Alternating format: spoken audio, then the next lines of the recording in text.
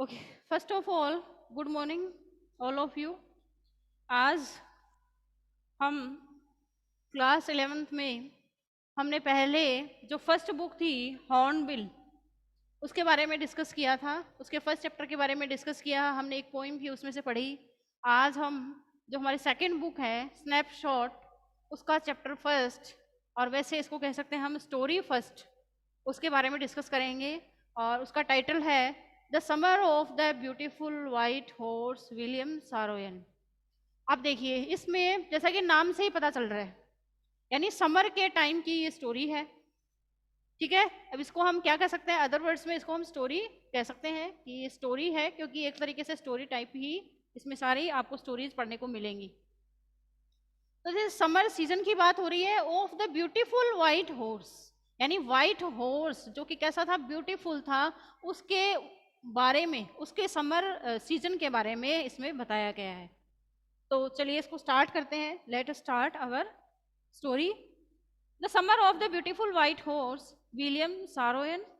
This story is about two poor Armenian boys who belong to a tribe whose hallmarks are trust and honesty. ये जो story बताई गई है वो to poor Armenian boys के बारे में है, जो कि बिलोंग करते थे एक ऐसे ट्राइब से जो कि अपनी ऑनेस्टी और ट्रूथनेस के लिए, यानी अपनी ईमानदारी और वफादारी या लॉयल्टी या फिर ट्रूथफुलनेस के लिए काफ़ी फेमस था। उस के बारे में इस स्टोरी में बताया गया, यानी टू पुअर अर्मेनियन बॉयज। ठीक है, तो देखिए स्टार्ट करते हैं इसको।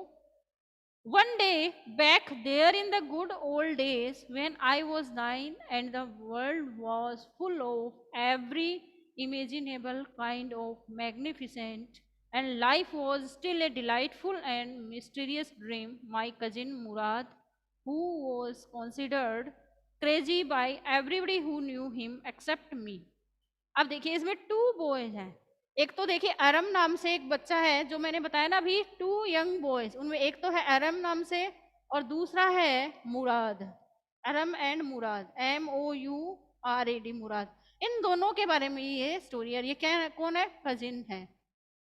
ठीक है, अब ये दोनों, अब देखिए एक दिन जो है अरम जो है वो अपने रूम में सो रहा होता है। रात के समय की बात है कि one day back there in the good old days, यानी काफी पुराने समय की बात है कि एक दिन, बहुत अच्छा दिन था उस दिन, जब मैं 9 इयर्स का था। ये बात अरम कह रहा है कि जब मैं 9 इयर्स का था, तो बहुत पुराने समय की बात है, जब मैं 9 इयर्स का था तो एक दिन पीछे की तरफ the world was full of every imaginable kind of magnificent. ये पूरी दुनिया में, पूरा जो वर्ल्ड है, पूरी जो दुनिया है, यूनिवर्स है, वो काफ़ी इमेजिनेबल काइंड ऑफ मैग्निफिसेंट, यानी काफ़ी शानदार हो रखा था। यानी वेदर जो था, मौसम जो था, काफ़ी प्लीजेंट था, सुहावना था।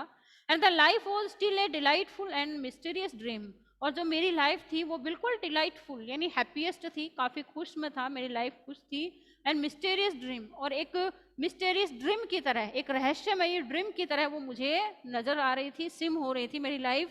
माय कजिन मुराद, तो आरम कहता है कि मेरा कजन जो है, जिसका नाम मुराद था, who was considered crazy by everybody who knew him except me, जो कि उसे क्रेजी कहता था, यानी बिल्कुल से क्रेजी टाइप का पर्सन उसे मानते थे। एवरीबडी, यानी हर कोई मेरे फैमिली में उसे क्रेजी पर्सन कहता था। हु न्यू हिम, यानी जो भी उसे जानता था अरम को, कि अरम कैसा है, क्रेजी पर्सन है। With who knew him except me, except यानी सिवाय, मेरे सिवाय जो कोई उसे जानता था वो सभी उसे क्रेजी पर्सन की तरह मानते थे। Came to my house at 4 in the morning, यानी सुबह सुबह 4 बजे के करीब वो मेरे घर आया। कौन, मुराद। किसके घर जाता है, अरम के घर जाता है।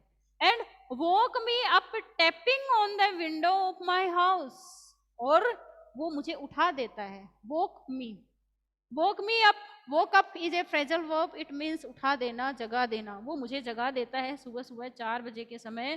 Tapping on the window of my room, मेरा जो रूम था उसकी विंडो पर टैप करते हुए, यानी उस पर कुछ आवाज साउंड करते हुए वो मुझे सुबह के समय 4 बजे उठा देता है। एरम he said, मुराद कहता है, अरम तुम, I jumped out of the bed and looked out of the window. यानी वो जो विंडो थी जहां ऊपर के रूम में वो सोया हुआ था अरम, उसकी जो विंडो थी वहां जो मुराद है वो ऊपर यानी उसके रूम में विंडो के पास आ जाता है और टैपिंग करता है उस विंडो को। और सुबह सुबह 4 बजे के समय, और जो मुराद है वो उससे कहता है, अरम तुम। तो मुराद कहता है, आई जम्प्ड आउट ऑफ बेड, मैं अपने बेड से जल्दी से उठा, and looked out of the window, और विंडो की तरफ मैंने देखा। आई कुडेंट बिलीव वॉट आई सा, मुराद कहता है मुझे विश्वास नहीं हो रहा था, बिलीव नहीं हो रहा था जो मैंने देखा। It was not morning yet, अभी तो पूरी सुबह ही नहीं हुई थी, बट इट वॉज समर, लेकिन समर का टाइम था, समर सीजन थी। And with day break not many minutes around the corner of the world, it was light enough for me to know I was not dreaming. Mourad कहता है summer का time था और बहुत मतलब इस वर्ल्ड के हर कॉर्नर में, यानी सब कुछ है, डे ब्रेक नहीं हुआ था। मतलब जो दिन है, डे की जो लाइट्स है वो दिखाई नहीं दे रही थी, डे लाइट दिखाई नहीं दे रही थी, सिर्फ मुझे अंधेरा, मतलब इतना ज़्यादा भी अंधेरा नहीं था कि मुझे कुछ दिखाई न दे, और ऐसा भी मुझे नहीं लग रहा था जैसे मैं कोई ड्रीम देख रहा हूँ, स्वप्न देख रहा हूँ, ऐसा कुछ नहीं हो रहा था, बल्कि वो मुझे क्लियर कट दिखाई दे रहा था कि ये अरम था। My cousin Murad was sitting on a beautiful white horse. तो मुराद जो है वो जो है मेरा जो कजिन है, अरम कहता है कि मेरा जो कजिन मुराद था वो विंडो उस रूम से उस रूम में विंडो के बाहर खड़ा होकर जो उसे आवाज़ दे रहा था या टैपिंग कर रहा था, साउंड कर रहा था। तो मैंने देखा, अरम ने तुरंत विंडो की तरफ, नीचे की तरफ देखा विंडो से, तो उसने देखा कि मेरा जो कजिन था मुराद जो था वो मतलब एक ब्यूटीफुल वाइट हॉर्स के ऊपर बैठा हुआ था।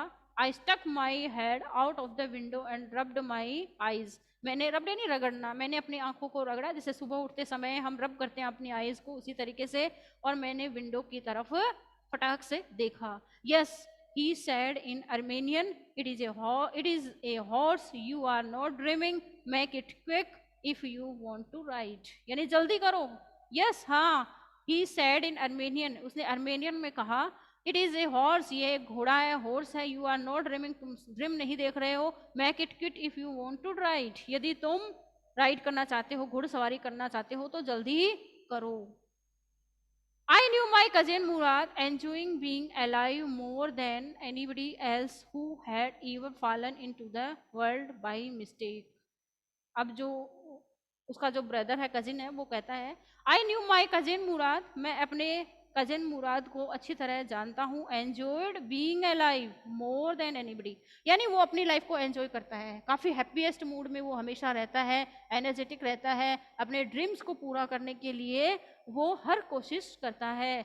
और कभी कभी तो मुझे ये लगता है कि शायद गॉड ने बाय मिस्टेक ही इसे यहाँ भेज दिया हो, यानी बिल्कुल हैप्पीएस्ट मूड में रहना, हर समय हंसी मजाक करना, ये सारी उसकी आदत थी, हैबिट्स थी।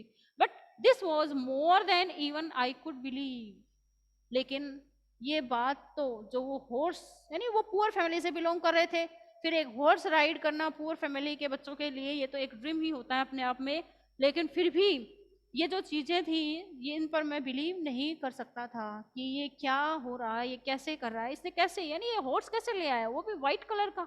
वाइट कलर का हॉर्स क्या होता है, काफ़ी एक्सपेंसिव होता है, कॉस्टली होता है। In the first place my earliest memories had been memories of horses, and my first longings had been longing to ride. अब वो कहता है सबसे पहला, यानी मेरी माई अर्लीस्ट मेमोरीज, मेरी जो, मैंने शुरुआत में, मेरी जो बचपन से, चाइल्डहुड टाइम से जो मेरी हैबिट चली आ रही है, मेरी जो हॉबी है कि मैं घुड़सवारी करूं, हॉर्स के ऊपर बैठकर राइडिंग करूं, ये मेरा स्वप्न था, मेरी इच्छा थी, लेकिन my first longings had been longings to ride, यानी घोड़े को देखना और सबसे पहले, और फिर उस वाइट हॉर्स पर घुड़सवारी करना, राइडिंग करना, ये मेरा स्वप्न था, मेरी इच्छा थी। और जब मैंने मतलब सच में, रियलिटी में उस हॉर्स को, वाइट ब्यूटीफुल वाइट हॉर्स को अपने सामने देखा, तो मुझे अपने आप पर बिलीव नहीं हो रहा था। This was the wonderful part, ये जो सारी चीज़ थी वो एक वंडरफुल पार्ट थी, in the second place we were poor. यानी ये सारी चीजें आश्चर्यचकित करने वाली, सरप्राइज करने वाली थी हमारे लिए। और दूसरा ये कि हम बहुत पुअर फैमिली से बिलोंग करते थे, और इसी वजह से एक ब्यूटीफुल वाइट हॉर्स जो कि काफी कॉस्टली होता है उसको खरीदना हमारे बस की बात नहीं थी। This was the part that wouldn't permit me to believe what I saw. अब वो कहता है कि यही बात थी कि जो मैंने देखा था उस बात पर मुझे विश्वास नहीं हो रहा था, बिलीव नहीं हो रहा था। वी वर पुअर, हम गरीब थे। वी हैड नो मनी, हमारे पास मनी नहीं था। Our family tribe, our whole tribe was poverty stricken, हमारी पूरी जो ट्राइब थी, ट्राइब यानी पूरी जनजाति थी, हमारी कास्ट के जितने भी लोग थे वो सारे कैसे थे, बिल्कुल सेम पॉवर्टी स्ट्रिकन, यानी गरीबी से जकड़े हुए थे, यानी काफी पुअर थे। Every branch of the Gargolian family was living in the most amazing and comical poverty in the world। यानी इस यूनिवर्स में, इस वर्ल्ड में हमारी जो गारोग्लेनियन फैमिली थी उसकी हर ब्रांच जो थी वो इसी तरीके से समझी जाती थी, और वो काफ़ी कॉमिकल और पोवर्टी थी, पोवर्टी लाइफ ऐसे लोग इस फैमिली के, गारगोलियन फैमिली के लोग जीते थे। Nobody could understand where we ever got money enough to keep us with food in our bellies।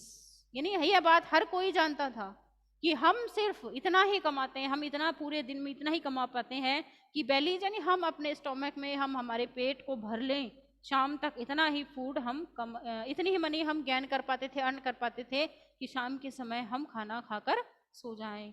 Not even the old man of the family, यानी हमारी फैमिली के जो ओल्ड मैन थे वो यानी खाए या ना खाए, लेकिन जो बच्चे हैं हम लोग सो जाया करते थे।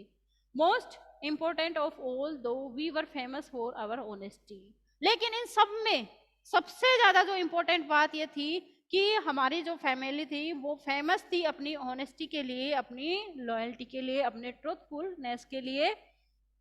We had been famous for our honesty for something like 11 centuries. लगभग 11 सेंचुरीज से हमारी जो फैमिली थी वो फेमस थी अपनी ऑनेस्टी के लिए। Even when we had been the wealthiest family in what we liked to think was the world.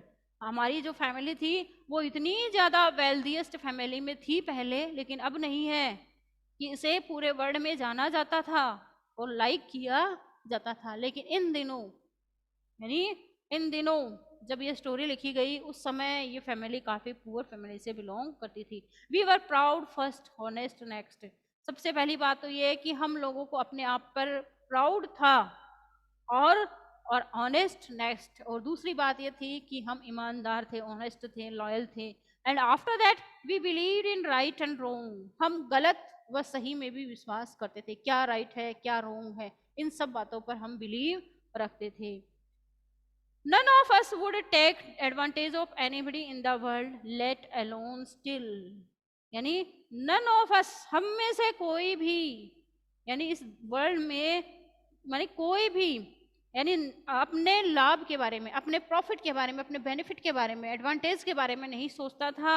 Let alone still, यानी न ही कोई चोरी करने के बारे में सोचता। हाँ, यानी सब ईमानदार थे, ऑनेस्ट थे, लॉयल्टी के लिए फेमस थे। तो यानी गारगोरियन फैमिली से जो बच्चे बिलोंग करते थे, एरम और मुराद, वो कैसे थे, ऑनेस्ट थे और लॉयल्टी से भरे हुए थे। कॉन्सिक्वेंटली इसी का रिजल्ट है, even though I could see the horse, वो कहता है कि मैंने हॉर्स को देखा, देखता हूँ, देख सकता हूँ, सो मैग्निफिसेंट, और वो हॉर्स कैसा था, बिल्कुल से शानदार था, मैग्निफिसेंट था। Even though I could smell it, मैंने तो इसे स्मेल भी किया था, यानी उसमें बहुत अच्छी स्मेल आ रही थी, मैंने स्मेल किया, स्मेल यानी मैंने उसको आइडेंटिफाई किया, इंटेंटली ग्लेयर्ड किया, मैंने ध्यान पूर्वक उसको देखा। सो लवली, कितना प्यारा था वो। Even though I could hear it breathing, अब वो कहता है मैंने उसको ब्रेथिंग करते हुए, सांस लेते हुए भी, यानी उसके पास जाकर उसने उसको सुना था, हियर किया था। सो एक्साइटिंग, कितना एक्साइटिंग मुझे लग रहा था वो हॉर्स, जो कि ब्यूटीफुल वाइट था। I couldn't believe the horse had anything to do with my cousin Mourad और with me and with any of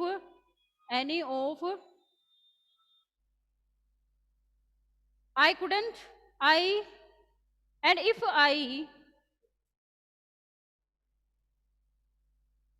I couldn't believe the horse had anything to do with my cousin Mourad. मुझे ये बात विश्वास नहीं, believe नहीं हो रहा था मुझे इस बात पर कि ये जो हॉर्स है वो मेरे कजिन मुराद के पास क्या कर रहा था, यानी वो कहाँ से आया मुराद के पास, किस तरीके से आया वो, एंड विद मी, और मेरे साथ मेरे पास क्यों आया है, कहाँ से आया है। यही मैंने अभी ऊपर वाले पैराग्राफ में आपको बताया कि वो काफ़ी कॉस्टली था, एक्सपेंसिव था, और उसे वो पुअर फैमिली से बिलोंग करते थे, इसलिए खरीद नहीं पा सकते थे, इसलिए दोनों सरप्राइज हो रहे थे। And with any of the other members of our family, यानी हमारे फैमिली के किसी अदर मेंबर्स के पास ये कहाँ से आएगा ऐसा हॉर्स जो कि वाइट कलर का है, ये बात मुझे अनबिलीवेबल लग रही थी। एस्लीप और अवेक, सोते हुए जागते हुए, हर तरफ से मुझे ये बात यानी इनक्रेडुलस लग रही थी, because I knew my cousin Murad could not have bought the horse. मैं ये बात जानता था कि मेरा जो कजिन है मुराद ये हॉर्स कभी खरीद नहीं सकता था। And if he couldn't have bought it he must have stolen it. अगर उसने उसे नहीं खरीदा था तो इसका मतलब ये था कि शायद उसे चुराया गया था। And I refuse to believe he had stolen it. अब वो कहता है मुझे इस बात पर भी बिलीव नहीं हो रहा था कि उसने उसे चुराया था, स्टोलन किया था, क्योंकि हमारी फैमिली जो थी गार्गोलियन फैमिली, उससे हम बिलोंग करते थे, जो कि अपनी ऑनेस्टी और लॉयल्टी के लिए काफ़ी फेमस थी। No member of the Garoghlanian family could be a thief, यानी गार्गोलिन फैमिली का कोई भी मेंबर जो है वो एक चोर नहीं हो सकता, थिफ नहीं हो सकता था। I stared first at my cousin and then at the horse. वो कहता है पहले मैंने अपने कजिन, अपने भाई की तरफ देखा ध्यान से, और फिर उस हॉर्स को देखा। There was a pious stillness and humour in each of them which on the one hand delighted me and other frightened me. अब वो कहता है कि मैंने जब उन दोनों की तरफ देखा तो मतलब एक तरफ से तो मुझे खुशी हुई, डिलाइटेड मैंने फील किया, अपने आप को ग्लैडफुल फील किया कि हॉर्स कितना ब्यूटीफुल और वाइट कलर का है, कितना सुंदर लग रहा है, कितना मैग्निफिसेंट है ये हॉर्स। लेकिन दूसरी तरफ ये चीज़ मुझे डरा भी रही थी कि कहीं मुराद ने चोरी तो नहीं कर ली है, यानी मैं फ्राइटेंड भी था, डिलाइटेड भी था। और चारों तरफ दोनों मतलब मुराद जो था वो भी काफ़ी साइलेंट था, स्टिलनेस था, शांति थी एक तरीके से, और एक तरीके से यानी मतलब साइलेंस मुझे नजर आ रहा था। Mourad, I said where did you steal this horse.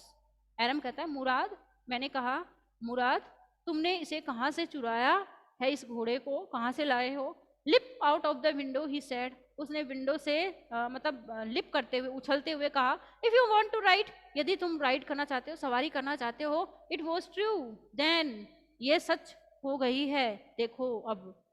He had stolen the horse, यानी ये बात अब ट्रू मुझे लगने लग गई थी, सिम हो रही थी कि शायद उसने इसको स्टोलन किया है, चुराया है। He had stolen the horse, उसने घोड़ा चुराया था। There was no question about it.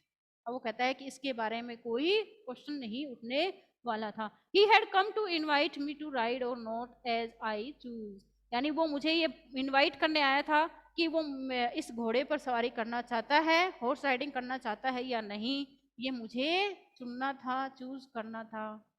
Well it seemed to me stealing a horse for a ride was not the same thing as stealing something else such as money।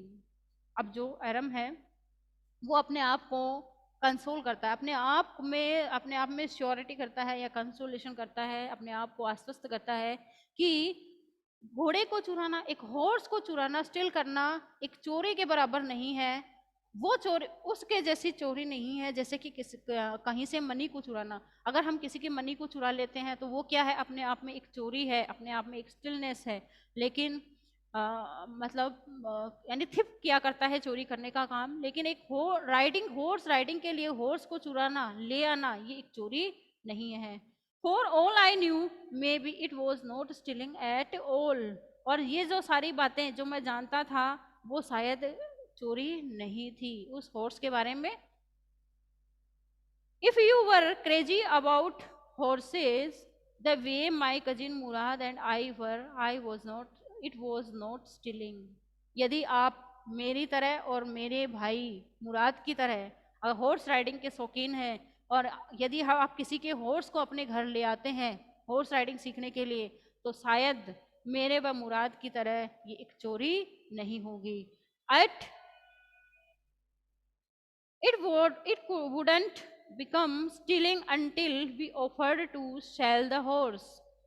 It wouldn't become stealing until we offered to sell the horse. ये चोरी नहीं होगी जब तक कि हम इस घोड़े को, इस हॉर्स को यानी बेच ना दें और उससे मनी अर्न ना कर दें, तब तक ये चोरी नहीं होगी. Which of course I knew we would never do. और ये बात हम सभी अच्छी तरीके से जानते भी थे. Let me put on some clothes, I said. मैंने कहा मुझे कपड़े तो पहनने दो.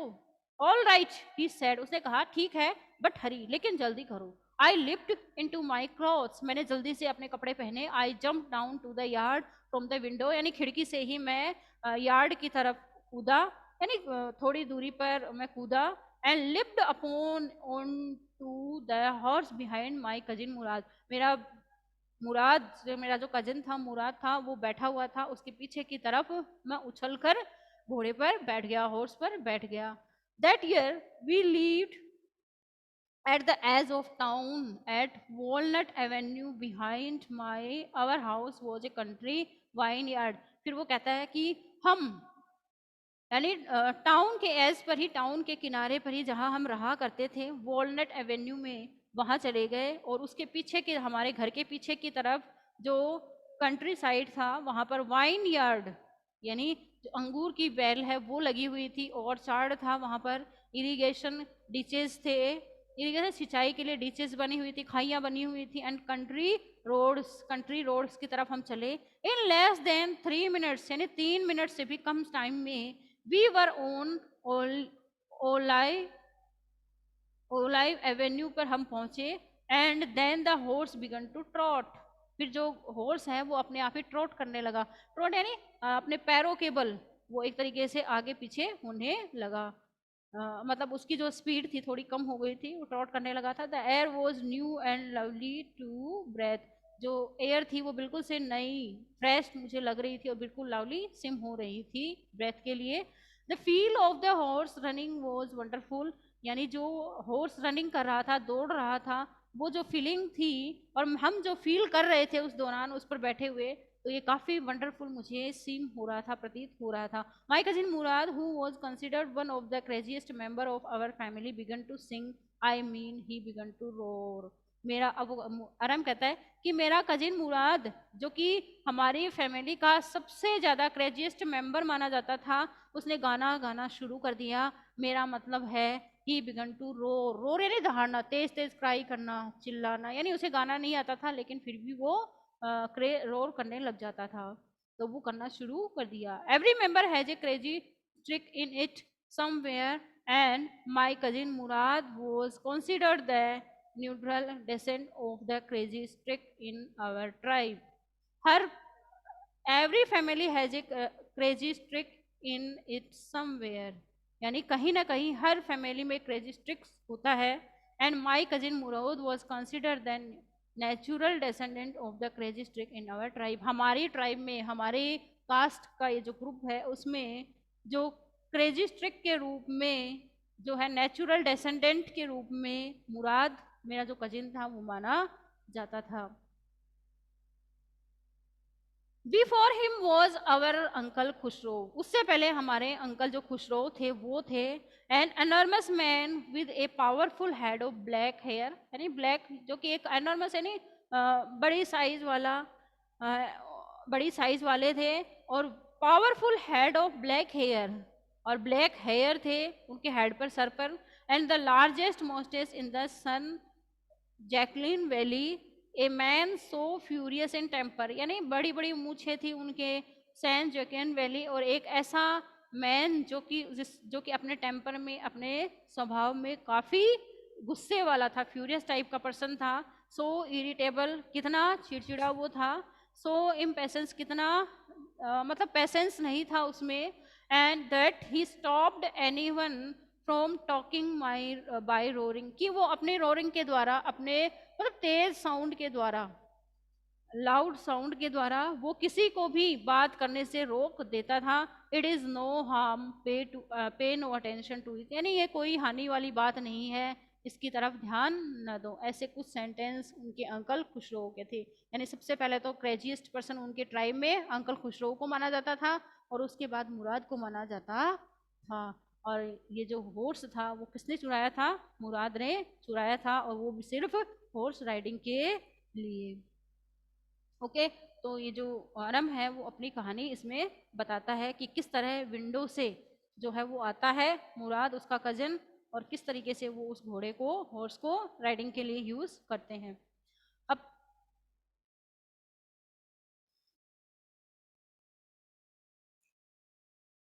That was all, no matter what anybody happened to be talking about. यही बात थी कि हर कोई जब बात करता था इस बारे में तो क्या हैपन होता था।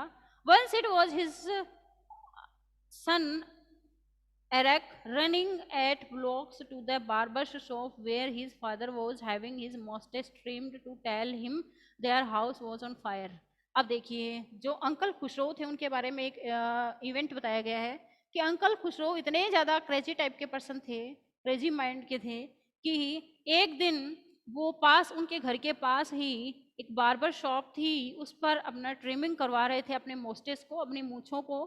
तो उसी दौरान उसका जो बेटा है अरक, जो उसका जो सन था खुद का अरक जो है, वो दौड़ता हुआ 8 ब्लॉक्स टू द, यानी 8 ब्लॉक को रनिंग करते हुए एरक, जो उसका खुद का बेटा था अंकल खुशरो का, वो दौड़ते हुए उसके पास आता है और उसे कहता है अपने फादर से, खुशरो को, कि खुशरो को बताता है कि their house was on fire, कि उनके घर में आग लग गई थी। This man Khusro set up in the chair and road. जो उनके अंकल थे खुशरो जो थे, अपने बेटे एरक की बात सुनकर कि उनके घर में आग लग गई, इस बात को सुनकर भी वो चेयर पर बैठे रहे, हिले नहीं, और रोड और दहाड़ने लगे, यानी शाउटिंग करने लगे। इट इज नो हार्म, पे नो अटेंशन टू इट, कोई हानि वाली बात नहीं है, इसकी तरफ ध्यान मत दो। यही सेंटेंस उन्होंने कहा। तो इतने क्रेजी टाइप के पर्सन उनके अंकल थे। द बार्बर सेड, बार्बर ने कहा, but the boy says your house is on fire. लेकिन उस बार्बर ने अंकल से कहा, खुशरो से कहा कि तुम्हारा घर, बच्चा कह रहा है कि तुम्हारा जो घर है उसमें आग लग गई है। सो खुशरो रोड, खुशरो दोबारा दहाड़ा, तेजी से बोला, एनफ, बस एनफ हो गया, it is no harm I say, कोई हानि नहीं होगी, मैंने कहा। इस तरीके से, यानी इतने क्रेजी टाइप के पर्सन थे, यानी काफी मूडी थे।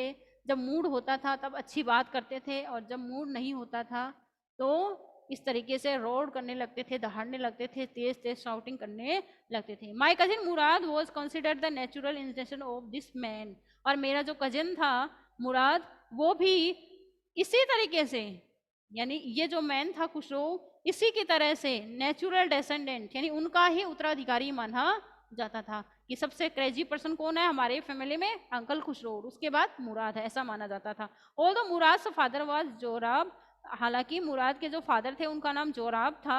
Who was practical and nothing else, वो सिर्फ प्रैक्टिकल थे, यानी वो काफ़ी बिहेवियर टाइप के थे, उनका बिहेवियर बहुत अच्छा था, लोगों से मिलनसार टाइप के थे, एमिकेबल थे, एंड नथिंग एल्स, इसके अलावा कुछ नहीं थे।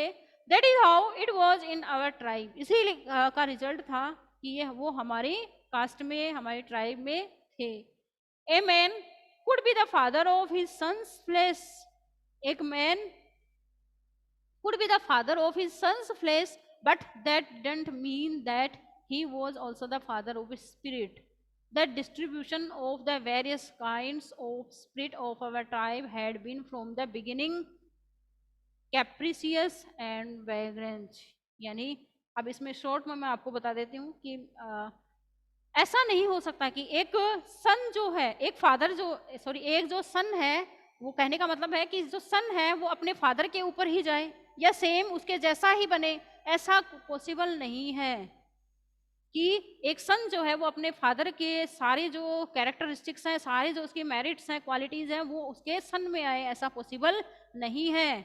जैसा कि हमारे फैमिली में मतलब जो खुसरो अंकल थे उनके मतलब नेचर जैसा, उनका जैसा टेम्पर, उनके जैसा स्वभाव किसी का नहीं होना चाहिए, क्योंकि हमारे उसके जो फादर थे मुराद के, वो उनके फादर का नाम जोराब था, वो काफ़ी प्रैक्टिकल और अच्छे स्वभाव के थे।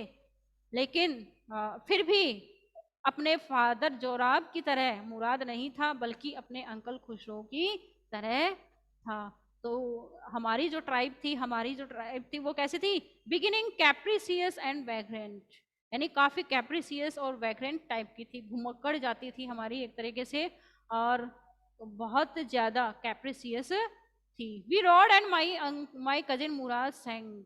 अब वो कहते हैं कि मैंने और मेरे कजिन मुराद ने, हमने घुड़सवारी की, हॉर्स राइडिंग की, और मेरा कजिन मुराद था उसने गाना भी खूब गाया।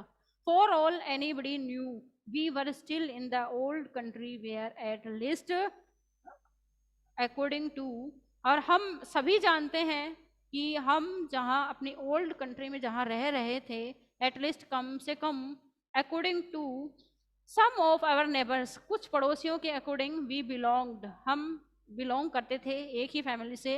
We let the horse run as long as it felt like running. अब वो कहता है कि हमने उस हॉर्स को बिल्कुल फ्री छोड़ दिया, और हम उस पर हॉर्स राइडिंग करने के लिए बैठ गए थे, और जितनी तेजी से वो दौड़ सकता था, उतनी रन कर सकता था, उतनी तेजी से हमने उसे रन करने दिया। तो स्टूडेंट्स, ये था आज की क्लास में हमारा चैप्टर स्टोरी फर्स्ट, जिसका टाइटल है the summer of the beautiful white horse. तो यहाँ तक हमने पेज नंबर 4 तक डिस्कस किया है, और आगे हम इसको नेक्स्ट क्लास में, कल की क्लास में डिस्कस करेंगे। Okay, thank you very much.